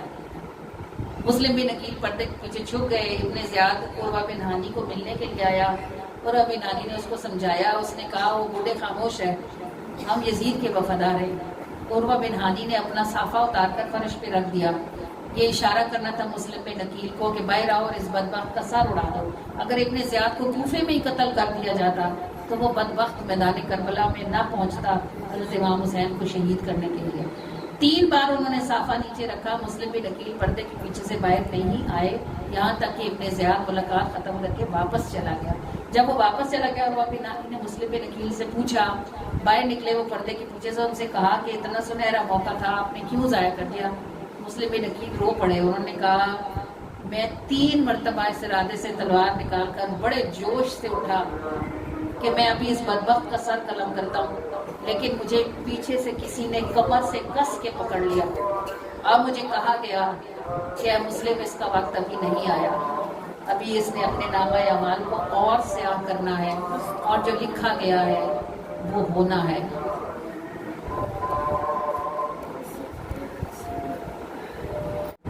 جی میں آپ کو مسلم بن عقیل کی بات بتا رہی تھی کہ مسلم بن عقیل نے عروہ بن ہانی سے کہا کہ اللہ کی رضا اسی میں ہے کہ ابن زیاد زندہ رہے گا اور یہ اپنے ظلم کی آخری حد تک پہنچے گا۔ اب ابن زیاد کو مسلم نکیل کی تلاش ہوئی اور وہ ان کو ڈھونڈتا رہا. پھر اس نے اپنے جاسوس چھوڑے. قصہ مختصر کہ مسلم نکیل کو گرفتار کر لیا گیا، لیکن مسلم نکیل نے ایسے گرفتاری نہیں دی. آپ نے اپنی تلوار نکالی اور آپ نے کہا تمہارے ساتھ جنگ لازم ہے ہم پر. 150 بندے انہوں نے اکیلے جو ہے قتل کیے. پھر اس کے بعد کہیں جا کر جو ہے وہ پکڑے گئے. پھر انہیں باندھ کر جو ہے وہ ابن زیاد کے سامنے کوفہ کے دربار میں لایا گیا، اور ابن زیاد نے بھلا حکم کیا دیا. اس نے کہا مسلم نکیل کو سب سے اونچی عمارت کی یہ مینار پہ چڑھاؤ اور وہاں سے نیچے پھینک دو کہ اس نے ہمارے اتنے بندے قتل کیے ہیں، تو اس کا قتل بھی اب جو ہے وہ خواہ کے طور پر عام لیں گے. تو حضرت مسلم نکیل کو بلند مینار سے نیچے گرایا گیا تو آپ کا سر مبارک بالکل چورا چورا ہو گیا، آپ وہاں شہید ہو گئے. اور آپ کے 2 صاحبزادے تھے مسلم نکیل کے ساتھ، ان کو بھی ڈھونڈا گیا. جس شخص کی بیوی نے پناہ دی ہوئی تھی وہ شخص حارث اس کا نام تھا، اور وہی مصاحبین یزید کے یعنی دربار والوں میں سے تھا. اس بدبخت نے ان دونوں بچوں کو دریائے دجلہ کے فرات کے کنارے جو ہے وہ شہید کیا دونوں کو. بعد میں اس کا بھی انجام بہت برا ہوا، لیکن بہرحال مسلم نکیل بھی شہید ہوئے اور مسلم نکیل کے دونوں شہزادے بھی شہید ہوئے. اور یہ خبر 3 ذی الحج کو یہ مسلم نکیل کی شہادت ہوئی، اور 3 ذی الحج کو ہی امام علی مقام مکہ سے کوفہ کی طرف روانہ ہوئے. یعنی آپ مکہ سے اپنے گھر والوں کے ساتھ کوفہ کی طرف نکل چکے تھے. جس دن آپ نکلے ہیں اسی دن شہادت ہوئی ہے. اس وقت چونکہ یہ موبائل نہیں تھے نا، یہ سسٹم تو تھا ہی نہیں کہ وہاں کچھ ہو تو کھٹ سے یہاں اطلاع پہنچ جائے. اطلاع آتے آتے بھی ٹائم ہی لگتا تھا. تو امام حسین نکل چکے تھے اور یزید کو یہ خبر مل چکی تھی کہ امام حسین مکہ سے کوفہ کی طرف نکل آئے. اس نے راستے میں جتنے بھی بڑے بڑے شہر آتے تھے ان سب کی چوکیوں پر اس نے اپنی فوج بٹھا دی اور ڈیوٹیاں لگا دی لوگوں کی کہ امام حسین کو مطلب ان کی نقل و حرکت پہ نگاہ رکھی جائے کہ یہ کوفہ تک پہنچتے پہنچتے کیا کرتے. تو امام حسین مختلف مقامات سے ہوتے ہوئے مختصر یہ کہ سالبہ ایک جگہ کا نام تھا، جنگل تھا وہاں. جب امام حسین اپنے خانوادہ کے ساتھ اپنے اہل بیت کے ساتھ وہاں پہنچے تو وہاں حور بن یزید رہائی، یہ حور کا نام آپ نے سنا ہوگا، حور بن یزید رہائی کی ڈیوٹی اس جنگل میں تھی. اس نے حضرت امام حسین سے کہا کہ مجھے یہ حکم دیا گیا ہے کہ آپ کو یہاں سے گرفتار کر کے کوفہ لے جاؤں. تو امام حسین نے اسے فرمایا کہ تو نہیں جانتا کہ یہ کوفہ والے ہی ہیں جنہوں نے خط لکھ کے ہمیں بلایا ہے. اس نے کہا میری ڈیوٹی بارڈر پر لگی ہوئی تھی، مجھے کسی چیز کا علم نہیں ہے. میری ڈیوٹی اب یہاں چینج کی گئی ہے اور مجھے یہ حکم دیا گیا ہے کہ آپ کو آپ کے گھر والوں سے میں گرفتار کروں اور آپ کو میں کوفہ پہنچاؤں. تو امام حسین نے اس کو کہا کہ کیا تو ایسا کرے گا؟ تو جانتا نہیں کہ ہم کون ہیں یا خلافت ہمارا ہی حق ہے. اس نے کہا باخدا میں آپ کو کسی بھی قسم کی تکلیف نہیں پہنچانا چاہتا، لیکن چونکہ ملازم حکومت کا ہوں اس کی بات ماننا مجھ پر لازم ہے. مجھے یہ حکم دیا گیا ہے کہ آپ کو کہیں ایسی جگہ ٹھہراؤں جہاں نہ گھاس کی پتی ہو اور نہ پانی کی بوند ہو. تو آپ کو میں اپنی ساری فوج کو ایک طرف اتارتا ہوں، آپ اپنے گھر والوں کو دوسری طرف اتاریں. یہ دریا کی بات نہیں تھی، جنگل کی بات تھی. اس نے کہا آپ اپنے گھر والوں کو دوسری طرف اتاریں، میں ان کو رات کو مصروف رکھوں گا، آپ اپنے گھر والوں کے ساتھ کسی بھی طرف نکل جائیں، میں صبح انہیں دیکھ لوں گا. وہ رات جب ہوئی حضرت امام حسین نے اپنے گھر والوں کے ساتھ چلنا شروع کیا. یعنی سفر کرتے کرتے آپ کو وہاں پہنچتے آپ محرم پہنچ آیا تھا. ذی الحج میں 3 ذی الحج کو جو آپ مکہ سے روانہ ہوئے تھے نا، تو اس سالبہ تک پہنچتے آپ کو محرم شروع ہو چکا تھا. ذی الحج کے بعد محرم ہی آتا ہے نا. وہ 27 دن سفر میں نکل گئے تھے. امام حسین جب اس نے رات کو ایسا ہی کیا، اپنی فوجوں کو مصروف رکھا، اور امام حسین جب نکلے اور آپ نے پوری رات اپنے گھر والوں کے ساتھ سفر کیا، اور صبح جب فجر کی اذانیں ہوئیں اور آپ جس جگہ پر پہنچے تو آپ نے دیکھا وہ ایک ہولناک صحرا تھا، خوفناک جگہ تھی جس کو جہاں پہنچ کر دل کو وحشت ہوتی تھی. تو آپ نے وہاں موجود کسی شخص سے پوچھا اس جگہ کا کیا نام ہے؟ اس نے کہا ماریا. آپ نے فرمایا اس کا کوئی اور نام بھی ہوگا؟ اس نے کہا اس کو کربلا بھی کہتے ہیں. جب امام حسین نے یہ بات سنی تو آپ نے ایک نعرہ مارا. آپ کے سارے خاندان والے آپ کے جمع ہو گئے اور انہوں نے پوچھا کہ آپ نے اتنا دل سوز نعرہ کیوں لگایا؟ حضرت علی اصغر آگے بڑھے اور انہوں نے کہا ابا جان کیا بات؟ علی اکبر آگے بڑھے، انہوں نے کہا کیا بات ہے؟ حضرت امام حسین نے فرمایا میں امیر علی مقام یعنی حضرت علی کا ذکر کیا اپنے والد کا. کہا میں حسن اور ابا جان ہم سفر میں اس جگہ سے گزرے تھے اور ہمارے والد یہاں تھوڑی دیر کے لیے سوئے تھے تو آپ بہت بری طرح روتے ہوئے اٹھے تھے اور آپ نے فرمایا تھا میں اس جگہ کو خون کا دریا دیکھتا ہوں اور میں دیکھتا ہوں کہ میرا حسین اس دریا میں تیر رہا ہے اور وہ مجھے آوازیں دے رہا ہے کہ ابا جان مجھے بچا لے، نہیں تو میں اس دریا میں میری جان چلی جائے گی. اور میں اس کو کہہ رہا ہوں کہ اے حسین صبر کر، رب کی رضا پر راضی رہے. یہ وہی مقام ہے جہاں تک ہمیں پہنچنا تھا. پھر 3 دن تک ایسا ہوتا رہا. جب کربلا میں محرم سٹارٹ ہو چکا تھا اور ابھی یزید کے فوجی ابن زیاد اپنی پوری فوجوں کے ساتھ ابھی فرات کے کنارے، ابھی ابن زیاد کو جب یہ پتا چلا کہ ہور جو ہے وہ امام حسین کا ساتھ دے رہا ہے تو اس نے ابن سعد کو بلایا. یہ ابن سعد کون ہے بھلا؟ دیکھیں اگر بدنصیبی بندہ بدنصیب ہو تو باپ پیغمبر ہو تو بیٹا شیطان ہو جاتا. یہ جو ابن سعد تھا یہ سعد ابن ابی وقاص کا بیٹا ہے. سعد ابن ابی وقاص وہ صحابی ہیں جن کے لیے رسول اللہ نے فرمایا تھا اے سعد تیر چلاؤ، میرے ماں باپ تم پر فدا ہوں. سعد بن ابی وقاص بہت بڑی ہستی ہے صحابہ کرام، یہ ان کا بیٹا تھا ابن سعد. اس کو ابن زیاد نے جو کوفے کا گورنر بن گیا تھا نعمان بن بشیر کو اٹھا کے، ابن زیاد نے اس کو ایک شہر ہے رے نام کا ایک شہر ہے، بڑا ہی سرسبز و شاداب ہے اور بڑا خوبصورت شہر ہے. اس نے ابن زیاد نے ابن سعد کو اس شہر کو لکھ کے دے دیا کہ اگر تو میری فرما برداری کرے گا تو یہ شہر تیرا، اس میں گورنر تو ہو جائے گا، تجھے فوج کا سپہ سالار بنائیں گے، جلدی جا اور ہور کو اپنی کنٹرول میں لے لے اور جا کے تو لشکر کے سپہ سالاری سنبھال. ابن سعد نکلا، دریائے فرات کے کنارے پہنچا، اس نے جا کے ہور کو معزول کیا، وہ خود جا کے لشکر کا کمانڈر بنا اور اس نے خیمہ کیسے لگایا. یہ دریائے فرات ہے نا جیسے، تو یہ دریائے فرات میں ایسے اور ایسے نہیں تھے خیمے، بلکہ اس نے اپنا خیمہ یہاں لگائے تھے، اپنا لشکر یہاں رکھا تھا، اپنے پیٹھ کے پیچھے فرات کو رکھا تھا. اگر امام حسین کے ساتھی پانی لینے کے لیے جاتے تو انہیں اس کے لشکر میں سے گزرنا پڑتا. پیچھے فرات تھا، آگے ابن سعد کی فوجیں تھیں اور اس سے آگے امام حسین کا خیمہ تھا اور آپ کے اہل بیت تھے. تو اس بدبخت نے جا کر محرم کی 2 تاریخ سے ہور نے امام حسین سے کہنا شروع کیا کہ مجھے نہیں پتا تھا کہ آپ کا یزید اتنا شدید دشمن ہوگا اور آپ کو ایسے نقصان پہنچائے گا. میں اس بات کی معافی چاہتا ہوں اور میں آپ کو اجازت دیتا ہوں کہ آپ راتوں رات جہاں مرضی نکل جائیں. اب اس کتاب میں بھی میرے سامنے کھلی پڑی ہے، اس کتاب میں لکھا ہے، اس سے جنہوں نے لکھا ہے ابو الاسناد قادری ہیں غالباً سید محمد احمد قادری. انہوں نے اس کتاب میں لکھا ہوا ہے کہ 2 محرم سے لے کر 7 محرم تک ہر روز رات کو اہل بیت پوری رات سفر کرتے تھے اور صبح جب رکتے تھے تو وہی ہوتے تھے جہاں سے سفر شروع کیا ہوتا. اس کو آپ سمجھیں کہ یہ اللہ کی طرف سے جگہ سلیکٹ ہوئی تھی. بدبختی یزید کی اور اس کے ساتھیوں کی کہ انہیں اس نحوست کے لیے چنا گیا تھا کہ انہوں نے یہ کرنا ہے، اور ظاہر ہے کہ وہ اتنی نحوست والے تھے کہ یہ کام ان سے لیا جانا تھا. 7 محرم آ گئی، ابن سعد پہنچ گیا، اس نے ہور کو معزول کر دیا، اس نے لشکر کا کنٹرول سنبھال لیا، اس نے دریا پہ پیرے لگا دیے کیونکہ یہ یزید کو حکم تھا کہ امام حسین کو ان کے گھر والوں کو پانی نہیں دینا. وہ فرات پھر امام حسین کے لشکر سے ایک صاحب ابن سعد کے پاس گئے اور انہوں نے اسے جا کے کہا کہ تو اتنا ظلم کرے گا کہ یہ فرات جس کا پانی جانور بھی پیتے ہیں، پرندے بھی پیتے ہیں، تو رسول اللہ کے گھر والوں پر یہ پانی بند کرے گا کہ ان کے بچے پیاس سے بلکیں.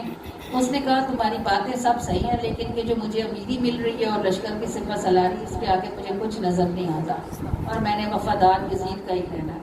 تو انہوں نے کہا بہت جلد تو بھی مرے گا اور تیرا وہ بیٹا بھی مرے گا جو تیرے ساتھ کھڑا تھا، ان میں سے کچھ بھی تجھے نصیب نہیں ہونا، لیکن تو آخرت میں بھی کتوں میں سے اٹھایا جائے گا اور دنیا میں بھی تو دولت کا کتا ہی رہے گا، ملے گا تجھے کچھ نہیں.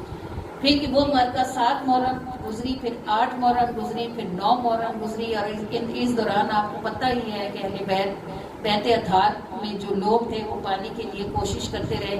امام حسین نے پیغام بھجوایا کہ ہمیں واپس مدینہ جانے دو، ہم جنگ نہیں لڑنا چاہتے، نہ ہم جنگ کے لیے نکلے تھے. لیکن یزید نے ابن سعد کو پیغام بھیجا کہ حسین کا سر الگ کرو اور نیزے پہ چڑھا کر مجھے دمشق بھیجو اور کسی کو جانے نہ دینا، مرد سارے قتل کرو اور عورتیں ساری گرفتار کرو اور اس قافلے کو ہمارے پاس اس حالت میں بھیجو کہ اس کے آگے حسین کا سر ہو.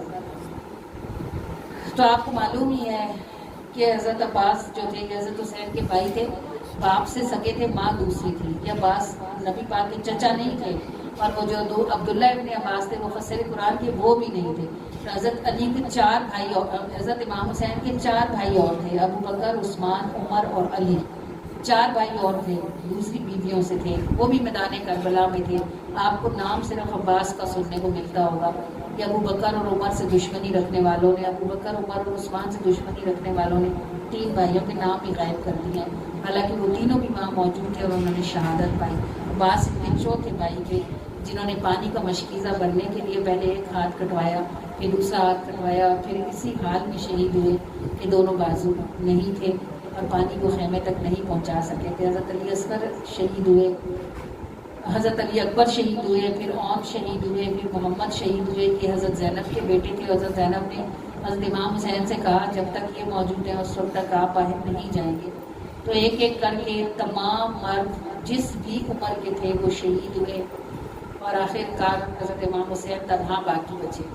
لیکن چونکہ امام حسین رضائے رب یہ تھی، دیکھیں اگر شہادت امام حسین ہی مطلوب ہوتی تو جب حضرت علی معاویہ کا وصال ہوا تھا امام حسین دمشق میں ہی موجود تھے، وہیں ان کو گرفتار کر لیا جاتا، وہیں وہ شہید ہو جاتے. لیکن یہ قربانی اتنی عظیم اور اتنی بڑی ہونی تھی کہ اس میں اہل بیت اطہار بھی ساتھ ہونے تھے، اس میں 3 دن کا بھوکا پیاسا ہونا بھی تھا، اس میں بڑے سے لے کر چھوٹے سے بچے تک کا شہید ہونا شامل تھا. اور یہ دیکھیں کہ یہ سب باتیں ان کو معلوم تھی کہ ان کے ساتھ کیا گزرے گا. اس کے باوجود نہ وہ بھاگے.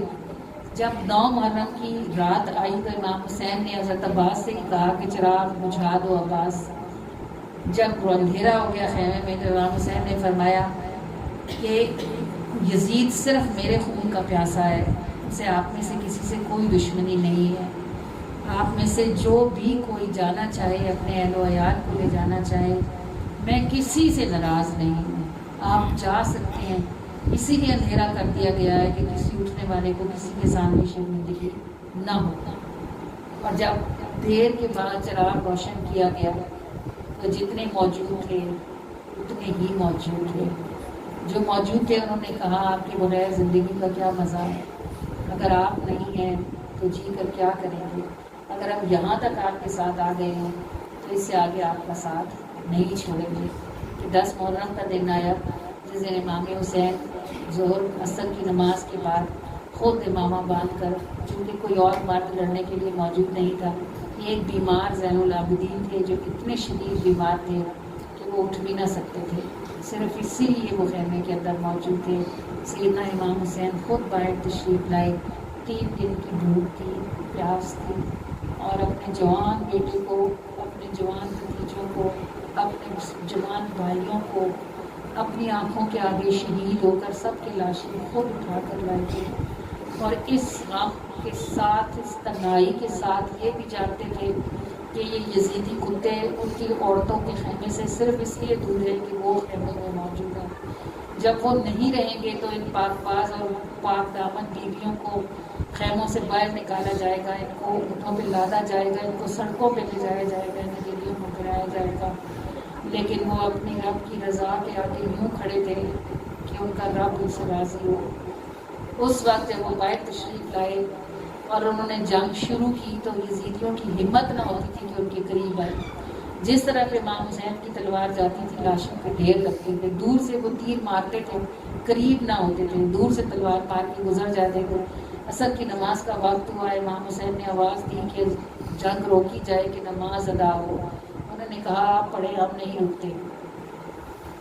وہ جانتے تھے کہ وہ گھوڑے کی پشت پر سوار حسین کو کبھی بھی نہ قابو کر سکیں گے. اس جلتی ریت سے پانی میسر نہیں تھا.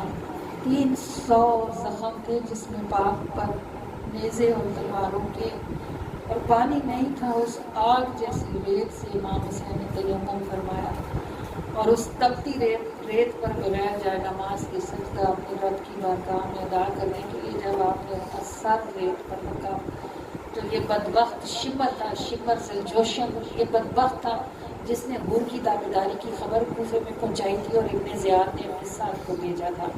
اسی شمر نے آگے بڑھ کر حضرت امام حسین کے سر پاک کو ان کے تن سے جدا کیا اور اس طرح خوشی کے شادیانے ملنے لگے جو گویا انہوں نے بہت بڑے دشمن کو فتح کر لیا. اور امام حسین کے خیمے سے آگ کی بکا کی آوازیں اٹھی کہ پتہ چلا کہ جو سردار تھے، تاج تھے، وہ بھی رخصت ہوئے. پھر بدبخت یزیدیوں نے امام حسین کا سر نیزے پہ رکھا، امام زین العابدین کو سب سے آگے والے اونٹ کی مہار پکڑائی۔ 3 دن ابن سعد ٹھہرا کوفے میں اس کربلا کے میدان میں۔ 3 دن صرف انہیں شہید نہیں کیا گیا بلکہ ان کی لاشوں پر گھوڑے دوڑائے گئے۔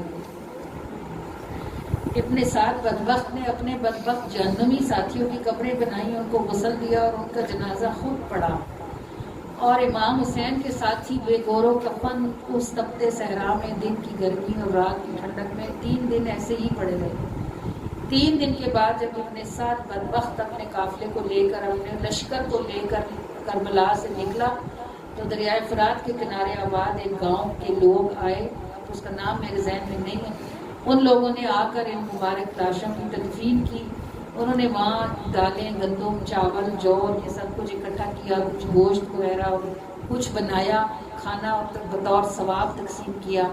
یہ جو پاکستان اور انڈیا میں حلیم چلتا ہے یہ غالباً وہی سے ہی نکلا ہے۔ اس وقت انہیں جو میسر تھا انہوں نے وہی پکایا، وہی اصال ثواب کے لیے کھلا دیا۔ امام حسین کی جو بیویاں تھیں، آپ کی بیٹیاں تھیں، آپ کی جو موجود تھی خیمے میں، عفت مآب خواتین جن کو کبھی فرشتوں نے بھی نہ جانتا تھا، ان کے ہاتھوں کو باندھا گیا رسیوں کے ساتھ، ان کی چادریں اتار لی گئیں اور ان کو اونٹوں پر بٹھا دیا گیا اور پھر انہیں اس قافلے کی شکل میں لے کر خیمے سے نکال کر کوفے کے بازاروں میں گھمایا گیا، جہاں ابن سعد بدبخت اپنے تخت پر بیٹھا تھا اور اہل بیت اطہار کو 72 گھنٹے کھڑا رکھا گیا دربار میں پیش کرنے سے پہلے۔ 72 گھنٹے، 3 دن وہ کھڑے رہے۔ 3 دن کے بعد ان کو دربار میں لایا گیا۔ پھر اس کے بعد ابن زیاد کے حکم سے ان کو دمشق کی طرف روانہ کیا گیا۔ کوفے والے تو جانتے تھے کہ یہ شہدائے کربلا ہے، یہ اہل بیت اطہار ہیں، یہ امام حسین کا خانوادہ ہے۔ دمشق والے شاید نہیں جانتے تھے، انہیں یہی پتہ تھا کہ کوئی باغیوں کا گروہ ہے جس نے حکومت کے خلاف بغاوت کی ہے، تو ان کو حکومت نے کچل دیا ہے اور یہ ان کا قافلہ ہے اجڑا لوٹا پھوٹا جو اب دارالحکومت جا رہا ہے۔ دمشق شہر کے رستے میں ایک جگہ پر کہیں کو بازار میں اس قافلے کو روکا گیا تو کسی عورت نے وہاں ان کو، قافلے کی جو عورتیں تھیں ان کو چادریں بھجوائیں اور ان کو کھانا دیا اور ان کو ٹھنڈا پانی دیا۔ تو حضرت زینب نے جو وہاں موجود تھے نیچے لوگ، ان میں سے کسی سے پوچھا کہ یہ کس نے ہم پہ مہربانی کیا، ہم اتنے دنوں سے سفر کر رہے ہیں، ہمارا کسی نے اکرام نہیں کیا، ہمیں ہماری ہر جگہوں پر ہمیں ٹریٹ نہیں کیا، ہمیں کسی نے کھانے کو نہیں پوچھا، یہ کون ایک ہے جس نے ہمیں پردے کے لیے چادریں دی اور ہمیں پانی پلایا اور ہمیں کھانے کو پوچھا ہے؟ تو بتایا گیا کہ کوئی بوڑھی خاتون ہے جنہوں نے آپ کے ساتھ یہ بھلا سلوک کیا ہے۔ حضرت زینب نے فرمایا کہ ان کو بلاؤ۔ جب وہ خاتون آئی تو زینب نے ان سے پوچھا کہ ماں آپ کون ہیں اور آپ ہمیں جانتی نہیں، آپ نے ہمارے ساتھ ایسا اچھا سلوک کیوں کیا؟ تو وہ زینب کہنے لگی میں اس وقت آپ کو کچھ یعنی عطا نہیں کر سکتی، بس آپ کے لیے دعا کر سکتی ہوں، آپ مجھے بتا دیں آپ کے لیے کیا دعا کروں۔ وہ اماں رو پڑی۔ اس نے کہا میں جب چھوٹی سی ہوتی تھی تو میں سیدہ فاطمہ کی کنیز ہوتی تھی اور میں مدینے میں ہوتی تھی اور میں حسین کریمین کو کھلایا کرتی تھی، تو جب میری شادی ہو گئی پھر میں یہاں دمشق آ گئی، پھر مجھے رخصتی کے وقت مجھے سیدہ فاطمہ نے نصیحت کی تھی کہ اگر کبھی قیدی دیکھو تو ان کے ساتھ بھلا سلوک کرنا، تو میں نے آپ کے ساتھ بھلا سلوک اپنی بیوی کے کہنے پہ کیا۔ سیدہ زینب کی آنکھوں سے آنسو جاری تھے۔ آپ نے فرمایا دعا کیا کروں؟ اس نے کہا بس یہ دعا کر دو کہ میں موت سے پہلے ایک دفعہ مدینے جاؤں اور امام حسن اور امام حسین کو ایک دفعہ پھر دیکھوں۔ سیدہ زینب نے فرمایا حسن تو کب کے جا چکے اور حسین کا سر یہ نیزے پر ہے، اس کو نہیں دیکھ۔ اس درد و تکلیف کے ساتھ بخدا ہم کربلا والوں کو مجبور نہیں سمجھتے، نہ تو ہم انہیں محتاج سمجھتے ہیں۔ اگر انہیں بچپن سے یہ بات پتہ تھی تو وہ اس کا تدارک بھی کر سکتے تھے، لیکن وہ اپنے رب کی رضا پر راضی کھڑے رہے اور یہی کمال ہے۔ یہ جو لوگ ان کو بے بس بنا کے پیش کر، ہم جو روتے ہیں ہم ان کی محبت میں، ان کی تکلیف میں روتے ہیں، باخدا ہم انہیں ان کی بے بسی میں نہیں روتے، ہم اس پیار سے روتے ہیں جو ہمارے دلوں میں ان کا ہے کہ وہ ہستیاں جو جن کے نانا کے پسینے سے گلاب پیدا ہوا، ان کے ہاتھ پیچھے بندھے ہوئے، ان کی چادریں سر پر نہیں، اور وہ بھوکے پیاسے 3-3 4-4 دن کے سفر میں دھوپ میں گرمی میں اونٹوں پر سوار ہیں، اور انہیں کوئی کھانے کو نہیں پوچھ رہا، کوئی پانی کو نہیں پوچھ رہا، کوئی آرام کو نہیں پوچھ رہا، کوئی ویسے بھی قیدی ہو اس کو مار پڑی ہو تو ہمیں خواہ اس کی ہمدردی آتی ہے۔ یہ تو اہل بیت اطہار تھے۔ جب دمشق پہنچے اور یزید کے دربار میں پیش کیا گیا تو جو برا وہ کر سکتا تھا اس بدبخت نے بھی کیا، یہاں تک کہ وہ امام زین العابدین کو قتل کرنے پر کھڑا تھا۔ حضرت زینب امام زین العابدین کے اوپر گر گئی اور آپ نے فرمایا وہ کمبخت تو اس تک تب بھی پہنچے گا جب تو مجھے مارے گا۔ عرب جتنے بھی بغیرت ہوں لیکن عورت پر ہاتھ اٹھانا ان کی عزت کے خلاف ہوتا ہے۔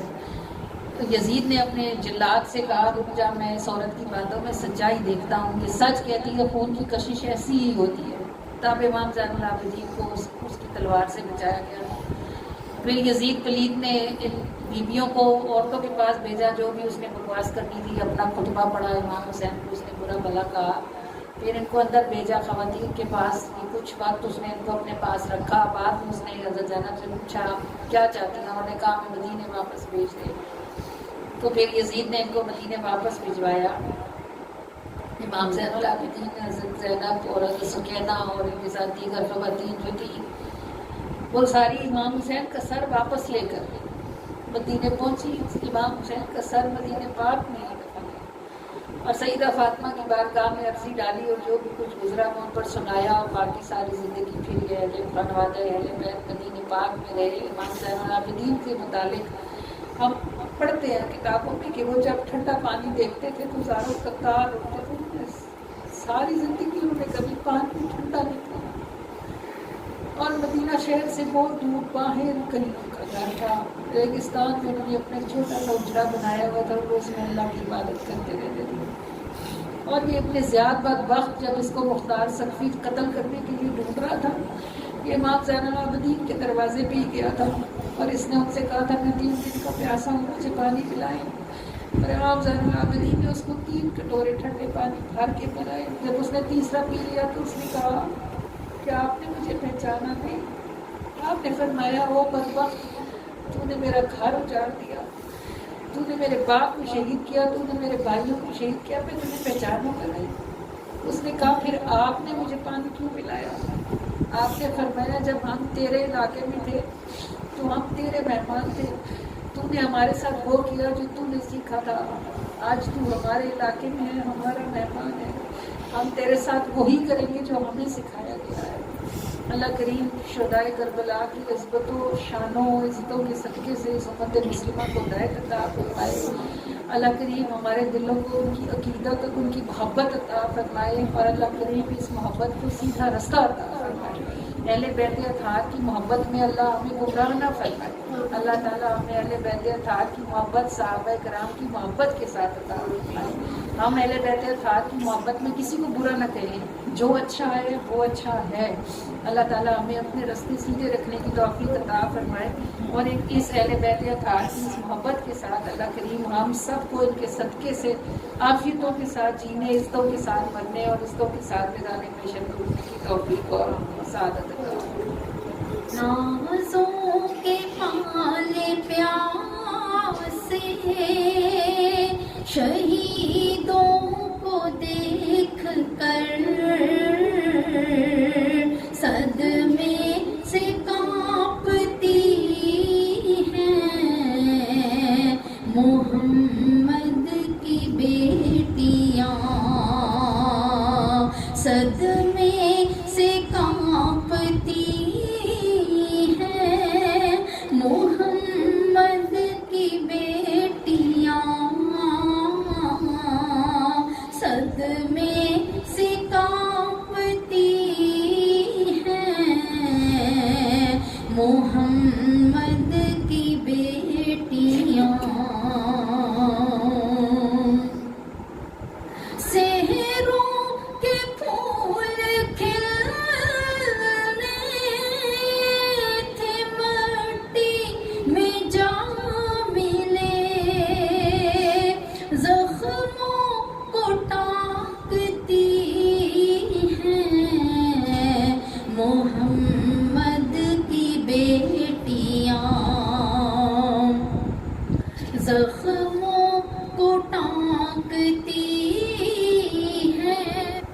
محمد کی بیٹیاں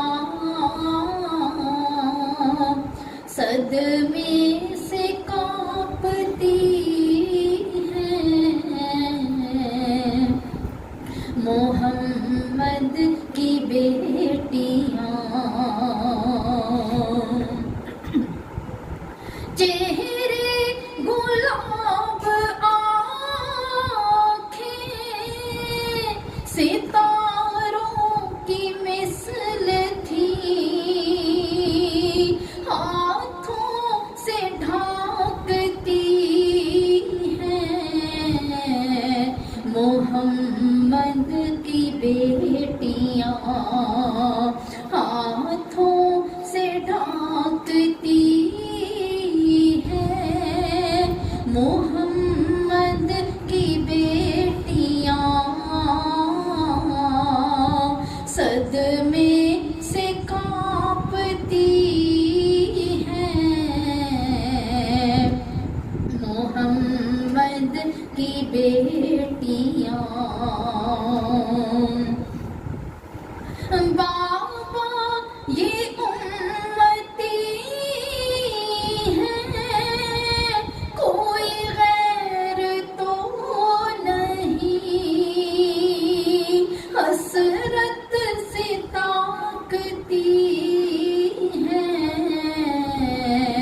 محمد کی بیٹیاں حسرت سے طاقتی ہیں، محمد کی بیٹیاں صدمے سے کانپتی ہیں، محمد کی بیٹیاں پہنچا سرے حسین جو نیزے کی نوک پر،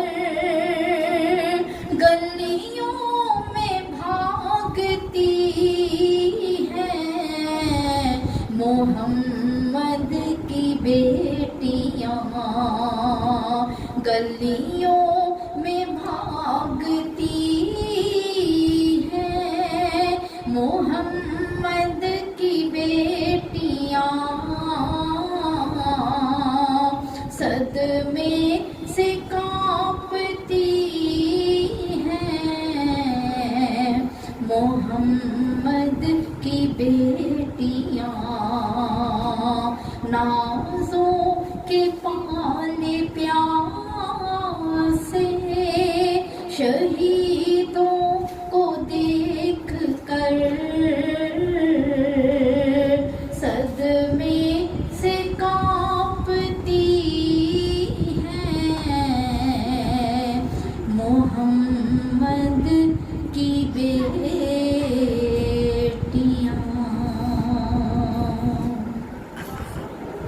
ناچنا میلاد کی محفل میں جھومنا حرام ہے، ایسے ذکر حسین کی پر پیٹنا اور کوٹنا حرام ہے، منع ہے، سختی سے منع کیا گیا اس بات کو۔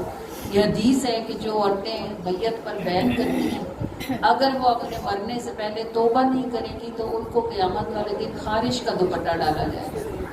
تو اگر عام میت پر بیعت کرنے کا اتنا گناہ ہے تو وہ جو شہداء ہیں سید ان پر بیعت کرنے کا گناہ کس قدر ہوگا۔ ہر چیز وہاں تک جہاں تک اس کی دین اجازت دیتا ہے۔ وہ آخری چراغ ہے رضائے رب کے راستے کا، آخری سراغ ہے، اگر وہ آج ہٹ گئے تو کون ڈٹ سکے گا پھر، جو حق پہ ہے ڈٹا رہے، حسین کا پیغام ہے، جو حق پہ ہے ڈٹا رہے، حسین کا پیغام ہے، جو حق پہ ہے ڈٹا رہے، حسین کا پیغام ہے، حسین کو سلام ہے، حسین حسین کو سلام ہے، حسین کو سلام ہے، حسین کو سلام ہے، السلام السلام السلام یا حسین، السلام السلام السلام یا حسین۔ حسین کو یہ علم تھا وہ آخری چراغ ہے، حسین کو یہ علم تھا وہ آخری چراغ ہے، رضائے رب کے راستے کا آخری سراغ ہے، اگر وہ آج ہٹ گئے تو کون ڈٹ سکے گا پھر، جو حق پہ ہے ڈٹا رہے، حسین کا پیغام ہے، حسین کو سلام ہے، حسین کو سلام ہے، یا سیدنا حسین۔ نہ ہم کسی آنسو کے ساتھ آپ کے دل کو رو سکتے ہیں، نہ ہم کسی لفظ کے ساتھ آپ کی شان کو بیان کر سکتے ہیں، بس ہم جو بھی ہیں جیسے ہمیں آپ سے سکون فرمانے چاہیے۔ آمین آمین آمین۔ الصلاۃ والسلام علیک یا سیدی یا رسول اللہ وعلی آلک و اصحابک یا سیدی یا حبیب اللہ۔ الصلاۃ والسلام علیک یا سیدی یا نبی اللہ وعلی آلک و اصحابک یا سیدی یا نور اللہ صلی اللہ علیہ وآلہ وسلم۔ صداقت ہونا یا رسول اللہ، صداقت ہونا یا رسول اللہ صلی اللہ علیہ وآلہ وسلم۔